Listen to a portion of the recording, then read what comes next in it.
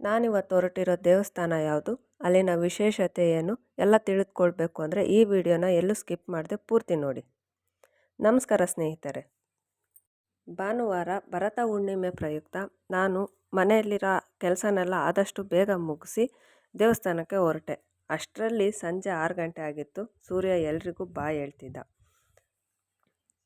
ಈ ದೇವಸ್ಥಾನ ಚಾಮುಂಡೇಶ್ವರಿ ಅಮ್ಮನವರ ದೇವಸ್ಥಾನ. ಇದು ಬಂದು ಚಿತ್ರದುರ್ಗ ಜಿಲ್ಲೆ ಮತ್ತು ತಾಲೂಕಿನ ಪಲ್ಲವಗೆರೆ ಗ್ರಾಮದ ಹೊರವಲಯದಲ್ಲಿದೆ. ಇಲ್ಲಿ ಪ್ರತಿ ಹುಣ್ಣಿಮೆಯ ದಿನ ದೇವಿ ಪುರಾಣವನ್ನು ಓದಿಸುತ್ತಾರೆ. 18 ಅಧ್ಯಾಯಗಳು ಮುಗಿದ ಮೇಲೆ ಅಮ್ಮನವರಿಗೆ ವಿಶೇಷ ಪೂಜೆ ಮತ್ತು ಪ್ರಸಾದ ನೈವೇದ್ಯವಿರುತ್ತದೆ. ಈ ಗುಡಿಯಲ್ಲಿ 2 ವಿಗ್ರಹಗಳಿವೆ. ಒಂದು ಪ್ರತಿಷ್ಠಾಪನಾ ಮೂರ್ತಿ, ಇನ್ನೊಂದು ಉತ್ಸವ ಮೂರ್ತಿ. ಪ್ರಸಾದ ರೆಡಿ ಆದಮೇಲೆ ಪೂಜೆ ಶುರುವಾಯಿತು. ತಾಯಿಗೆ ಮೊದಲು ಪೂಜೆ, ನಂತರ ಧೂಪಾರತಿ, ದೃಷ್ಟಿ ತೆಗೆಯುವುದು, ಕೊನೆಯದಾಗಿ ಮಂಗಳಾರತಿ ಇರುತ್ತದೆ. ಇನ್ನು ಇದೆಲ್ಲ ಪೂಜೆ ಮುಗಿದ ನಂತರ ಉತ್ಸವ ಮೂರ್ತಿಯನ್ನು ಪಲ್ಲಕ್ಕಿಯಲ್ಲಿರಿಸಿ ಮನದ ಇಷ್ಟಾರ್ಥಗಳು ನೆರವೇರುತ್ತವೆಯೋ ಇಲ್ಲವೋ ಎಂಬ ಗೊಂದಲಕ್ಕೆ ಕುರುಹು ತೋರಿಸುವ ಆಚರಣೆ ಇರುತ್ತದೆ. ಇದಾದ ನಂತರ ಅನ್ನ ಸಂತರ್ಪಣೆ.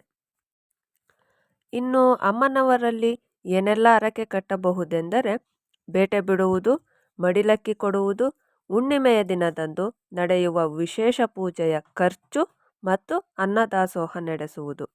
ಜೀರ್ಣೋದ್ಧಾರಕ್ಕೆ ನಿಮ್ಮ ತನು ಮನದ ಸೇವೆ ಮತ್ತು ನಿಮ್ಮ ಇಚ್ಛಾನುಗುಣಕ್ಕೆ ಸಲ್ಲಿಸಬಹುದು. ಸ್ನೇಹಿತರೆ, ಈ ದೇವಸ್ಥಾನ ಪುರಾತನ ಕಾಲದ ಅಥವಾ ಆಧುನಿಕ ಕಾಲದ? ಚಾಮುಂಡೇಶ್ವರಿ ಅಮ್ಮನವರು ಇಲ್ಲಿಗೆ ಬಂದು ನೆಲೆಸಿದ್ದಾದರೂ ಹೇಗೆ? ಇದರ ಹಿನ್ನೆಲೆಯ ಕಥೆಯನ್ನು ಮುಂದಿನ ವಿಡಿಯೋದಲ್ಲಿ ತಿಳಿಸ್ಕೊಡ್ತೀನಿ. ಇವತ್ತಿನ ಹುಣ್ಣಿಮೆ ಪೂಜೆಗೆ ನಾನು ಪಾಲ್ಗೊಂಡಿದ್ದಕ್ಕೆ ತುಂಬ ಖುಷಿಯಾಯಿತು. ನೀವು ತಾಯಿಯ ದರ್ಶನ ಪಡೆದು ಆಕೆಯ ಕೃಪೆಗೆ ಪಾತ್ರರಾಗಿ ಎಂದು ಹೇಳುತ್ತಾ ಈ ವಿಡಿಯೋ ಮುಗಿಸ್ತಾ ಇದ್ದೀನಿ. ಸರ್ವೇ ಜನ ಸುಖಿನೋ ಭವಂತು. ನಮಸ್ಕಾರ.